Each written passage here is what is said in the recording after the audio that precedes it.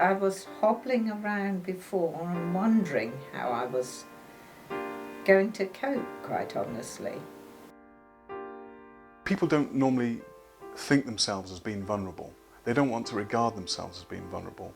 So that's probably the hardest thing for us to try and overcome. How would you feel if I said you got going home today?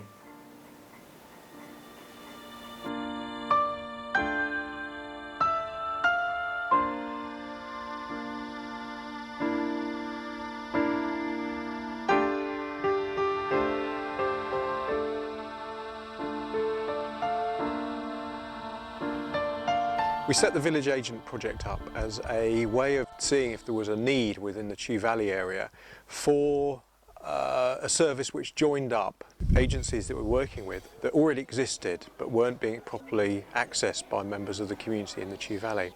Even though we're only a matter of 5–10 miles from Bath, from Bristol, from Wells, for some people it could be in the middle of Dartmoor, it really could be. And it's those people that we're really trying to reach, those people who are isolated either through transport, through their family situation, through financial situation, through physical health, mental health. And we're trying to get to those people and actually join up some of the services that are already on offer. Hello, Frances. Frances was one of the first people that I supported in the valley and contributed an enormous amount to the community herself, but needed just a little bit of support to keep her at home. She's wanting to be as independent as possible while living with some of her family. But I must show you, Marion, here what happened. Put me these two, Fantastic. and then in here Yeah. I've got two others, one brilliant. each side. Yes. Support. And if you feel steady, you feel safe. Yeah. For a lot of the people that I see in the Chew Valley, it's small things that make a huge amount of difference. I think this is my greatest joy. Yeah, yes. And you've had a few other, you've had the raised toilets. The raised toilet Yeah. has made a lot of difference. It's extraordinary how just a little thing like that can help people move forward and keep the independence that they so want to have.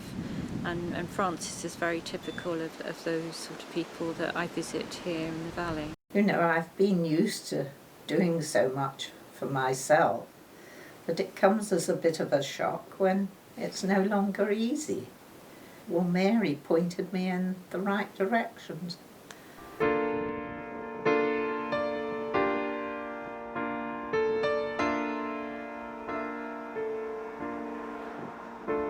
I first got to hear about village agents when I was in a former position as a station manager at Chew Magna.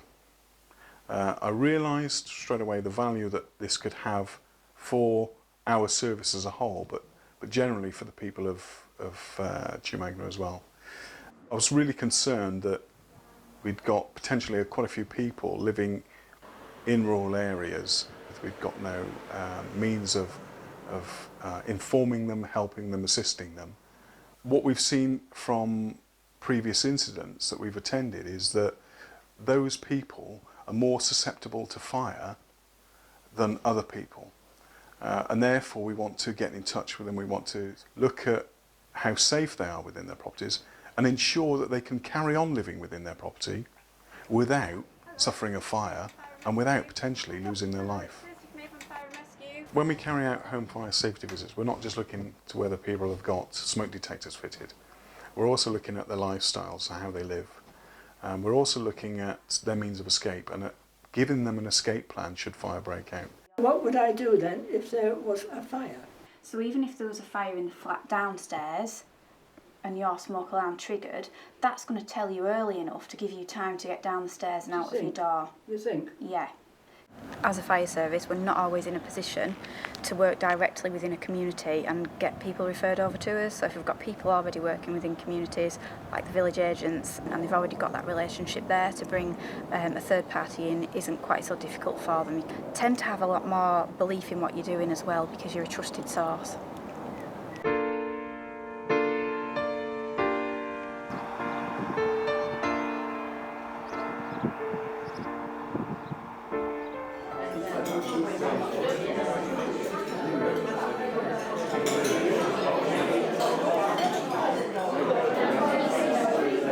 lunch club is a great place to meet people because it's just a really informal and easy and comfortable way to get to know people. You know, I've been able to just sort of hop from table to table and say hello to people, and as I've been there a few times now, they recognise me and they know who I am, and then they'll start talking about the real issues and the kind of things that they need or need to find out about, and they'll also mention other people to me as well. It's an extremely useful link, yes, because very often people know that there is assistance of some sort or another available, but don't quite know how to get hold of it, and I think she's doing a great job, yes.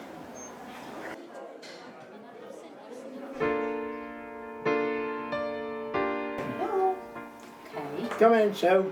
Hello, Sue. All right. I'm Viv, the village agent. Anything Sue ought to know?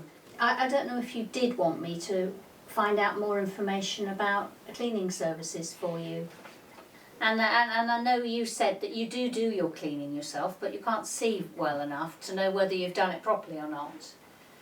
I mean, how concerned are you about that, Fred? Are you Well, as I say, it's livable. It's fine. I mean, it's rubbish, really. I was brought up with my mother's spotless, and my wife, if she come back, well, you look at her brass and that, and I can't see it, so... No. That's what my doctor said to me. Yes. Fred has been living on his own since his wife died and has done brilliantly.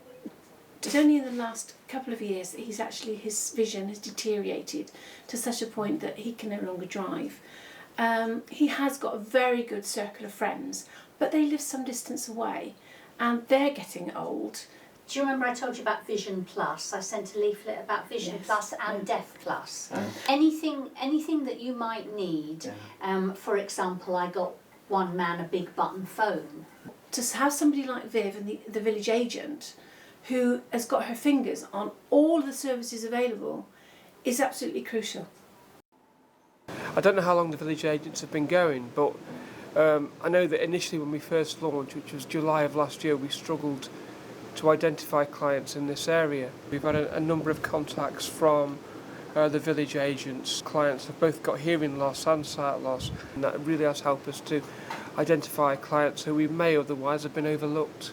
If things are tackled earlier, then we can get in there early and provide solutions which may prevent the person from struggling more than they might need to do so. All of the agencies that we're working with have a vested interest in making sure that people can stay in their own homes for as long as they can and as long as they're safe. We're working really hard to make sure that message is getting out loud and clear. It actually makes good financial sense as well for all those agencies to keep people in their own homes for longer, to keep them secure. A little bit of intervention, a little bit of help goes a long, long way.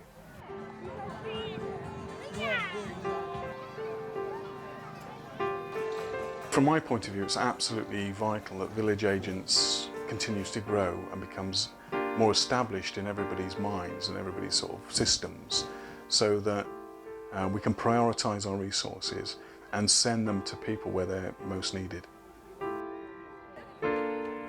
At the moment I'm visiting over 20 people. They've all got huge stories to tell, and that I have an impact on them in a small or a greater way, and I know that there's another 25 people out there in the next few months that will be needing some sort of support. We've just really scratched the surface, I believe, in terms of the needs. It's been a really moving project to be part of, and I've found even making phone calls to people to see how they are, it can be hugely appreciated by people who live on their own. So it's a very sweet project to be part of in terms of being rewarding for us and the people that we work with. So where does it go from here then? I think the Village Agent project allows us to really show in communities that actually on the surface are prosperous, are healthy and are happy. Actually it shows us how we can meet the need of those individuals who are falling below the radar.